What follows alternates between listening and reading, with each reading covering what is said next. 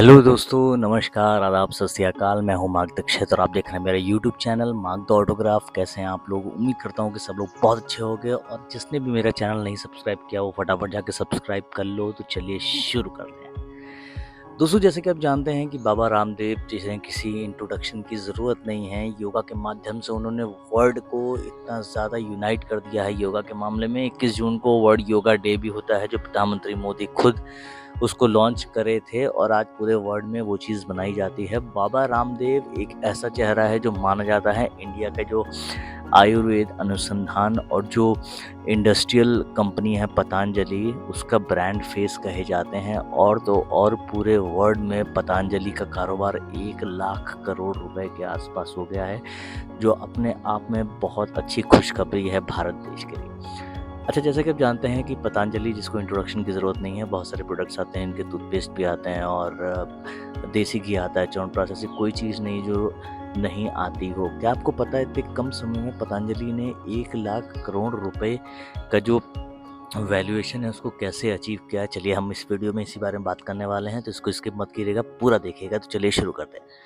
दोस्तों, पतंजलि अपने आप में बहुत अच्छा नाम है और पतंजलि अपने आप में इतना फेमस ब्रांड हो गया कि पूरे वर्ल्ड में लोग इसके प्रोडक्ट्स खरीदते हैं। और इंडिया में तो कम से कम 1 लाख करोड़ रुपए का उसका जो वैल्यूएशन है वो हो गया। लेकिन इतने कम समय में इतनी बड़ी कंपनी कैसे बनी, ये जानना बहुत ही ज़्यादा ज़रूरी है और इसमें गवर्नमेंट का कितना सहयोग है।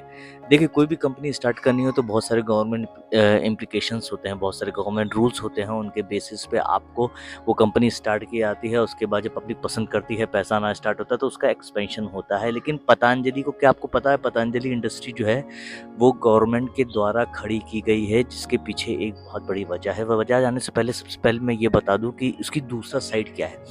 देखिए, जब कांग्रेस की सरकार थी 2014 से पहले, इसलिए बहुत सारी कंपनीज उस समय जो भारत में ट्रेड करती थी, जैसे हिंदुस्तान यूनिलीवर करता था, उसके अलावा बहुत सारी जो विदेशी कंपनीज थी जो भारत का नाम उसमें ऐड करके लोगों की भावनाओं के साथ खेल कर सारा पैसा यहाँ से ले जाके अपने विदेश में ले जाती थी। अब जैसे भारत हिंदुस्तान यूनिलीवर है, इसके पेप्सोडेंट, कोलगेट, ये सब आते थे, वो बेसिकली हिंदुस्तान की कंपनी नहीं है, वो बाहर की कंपनी है। इंडियन टेरेन जो ब्रांड है, जो शर्ट पैंट का ब्रांड है, वो यहाँ का ब्रांड नहीं, वो जर्मनी का ब्रांड है। मतलब इस तरह की जो चीज़ें जो कांग्रेस की सरकार ने इस्तेमाल की ताकि भारत के जो लोग हैं वो इस तरह के ब्रांड के नाम से जुड़ जाए कि अरे ये तो हिंदुस्तान नाम है, चलो ये तो हिंदुस्तानी प्रोडक्ट है, चलो इसको खरीदते हैं, पैसा अपने देश में ही रहेगा। लेकिन ये बिल्कुल गलत था। इसी चीज़ का फ़ायदा उठाया गया इन सब नामों की वजह से। यही वजह है कि भारत का लाखों करोड़ों अरबों रुपए ट्रेड के माध्यम से बाहर की कंपनियां जो है वो कमा के ले गई हैं, जिसके एवज में कांग्रेस को जो है कमीशन मिलता था। इसीलिए जब भी कोई कंपनी खड़ी होती थी या कोई भी इंडियन ब्रांड खड़ा होता था इंडिया में, तो उसको इंडियन नाम दिया ही नहीं जाता था। कहते थे नहीं नहीं, ये ब्रांड बुक हो चुका है फलाने का, तो आप पीटर इंग्लैंड रख लो। पीटर इंग्लैंड नाम, जो कि पीटर इंग्लैंड नाम है लेकिन है वो इंडियन कंपनी। इस तरह बहुत सारी कंपनीज को भारतीय नाम देके जो विदेशी कंपनी है, कमीशन बेस पे कांग्रेस ने बहुत ज़्यादा पैसा कमाया और देश का सारा पैसा जो है भारत के बाहर चला गया। अब पतंजलि के जो फाउंडर हैं बालकृष्ण भट्ट, जो आपने पतंजलि के ऐड में बाबा रामदेव के बगल में देखे होंगे, वो 96% पतंजलि के ओनर हैं और बाकी 4% में 3 लोग हैं, जिसमें 2 आदमी हैं और 1 महिला है। बाबा रामदेव का कोई भी परसेंटेज नहीं है पतंजलि में, वो सिर्फ एक ब्रांड फेस है। उनकी जो फीस वगैरह होती है वो करते हैं। बाकी पतंजलि की कार्य समिति में भी उनका एक अच्छा खासा दबदबा है। अब पतंजलि को खड़ा करने का रीज़न ये हुआ कि पतंजलि अपने एक आयुर्वेदिक नाम है। सबसे पहले नाम से आदमी बहुत ज़्यादा कनेक्ट हो जाता है कि पतंजलि विदेशी नाम नहीं, स्वदेशी नाम है, तो बहुत सारे गांव के लोग वगैरह सब इस नाम से बहुत ज़्यादा वाकिफ़ होते हैं। दूसरी बात है, इसके जो प्रोडक्ट्स हैं वो बहुत ही कम दाम में उपलब्ध है। मतलब आप बाहर कोई भी प्रोडक्ट लेने जाएंगे या एलोवेरा का जूस लेने जाएंगे तो 500 रुपये लीटर मिलेगा, लेकिन यहाँ आपको 120 रुपये लीटर में मिल जाएगा। तो ये एक लोअर मिडिल क्लास और गरीब आदमी की पहुँच तक भी है। पतंजलि का टूथब्रश आपको 10 रुपये में मिल जाएगा, वही ओरल भी आपको 50 रुपये में मिलेगा। इस तरह की चीज़ें करके जो आदमी हैं, हमारे भारत के लोग हैं, उनको पतंजलि का स्वाद चखाया गया, पतंजलि पे भरोसा उन लोगों ने किया और पतंजलि को बहुत ही कम समय में 1 लाख करोड़ का व्यापार बना दिया। चाहे वो देसी घी हो चाहे वो, और सबसे बड़ा पतंजलि का फ़ायदा ये भी है ना कि पतंजलि हमारे देश की ही कंपनी है, उसे देश के ही लोग खरीदते हैं और देश के ही जो पैसा है उसका टैक्स देश में ही रहता है, तो बाहर नहीं जाता है। एक तो दर्शकों ने इसको पसंद किया और अपने सर पे बिठा लिया, और इतनी ज़्यादा सेल होती है पतंजलि की, चाहे वो किसी भी चीज़ की, चाहे वो दलिया हो, चाहे वो आटा हो, चाहे वो टूथपेस्ट हो, चाहे च्यवनप्राश हो, चाहे वो कैंडी हो, चाहे वो हर एक चीज़ पतंजलि को बड़े-बड़े लोग उसका प्रमोशन करते हैं। तो पतंजलि को इस्टेब्लिश करने का रीज़न भारत सरकार के लिए ये भी था कि सारा पैसा जो है भारत देश में ही रहे, हमारे लोगों को रोज़गार भी देश में ही मिले।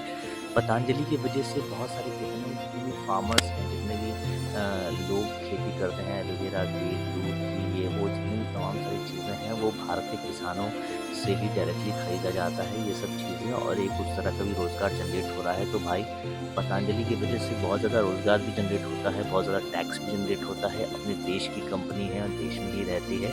तो ये सब चीज़ें होती हैं जब कोई कंपनी को भारत सरकार अपनी वजह से खड़ी करती है, वरना कांग्रेस अगर ये सब चीज़ें करती, क्योंकि कांग्रेस क्या है ना, कांग्रेस बाहर की पार्टी है, कांग्रेस के संस्थापक भी ब्रिटिशर्स ही है। तो कांग्रेस से बाहर की पार्टी होगी, बाहर से जो लोग आएंगे वो इंडिया का भला कभी सोच नहीं सकती, यही एक सत्य है। देखिए दूसरी माँ से जन्मा बच्चा अभी इस वाली माँ के बारे में नहीं सोच सकता, जस्ट बिकॉज हमने गांधी नाम दे दिया खान होने के बावजूद, इट डजेंट मैटर कि आप लोग हमारे बारे में सोचेंगे। कई कांग्रेसियों से भी यही पूछ सकते हो कि कांग्रेस का फाउंडर कौन था, वो बता नहीं पाएंगे।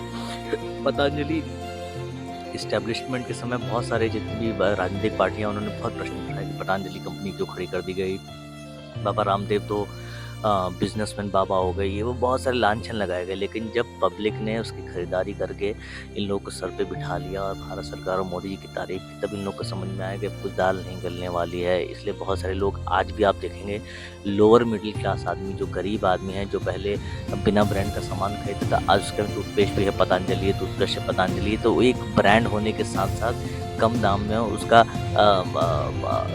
स्वागत कर पा रहा है, आशीर्वाद ले पा रहा है, ये एक बहुत बड़ी चीज़ है और छोटे-छोटे घरों तक वो पहुँच गया है। यही वजह है कि पतंजलि देश का इतना मजबूत ब्रांड बन गया है। आने वाले समय में मुझे लगता है 2 लाख करोड़ का टर्नओवर भी क्रॉस करेगा।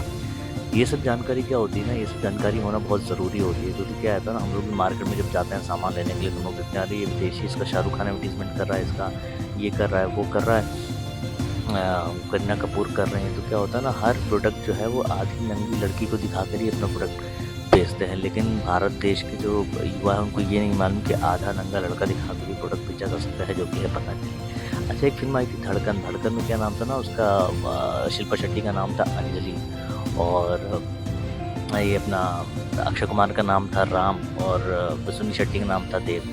तो राम और देव अंजलि, अंजलि का नाम अगर पतंजलि हो जाता तो रामदेव पतंजलि हो जाता है। ऐसा एक जोक आया था कपिल शर्मा में। तो आप लोगों को कैसा लगा ये वीडियो, कैसी इन्फॉर्मेशन लगी, मेरे को ज़रूर बताइएगा, और प्लीज़ कमेंट करके नीचे सेक्शन में बताइएगा। प्लीज़ सब्सक्राइब कीजिए अगर नहीं किया, और बहुत बहुत धन्यवाद। Thanks for watching, love you.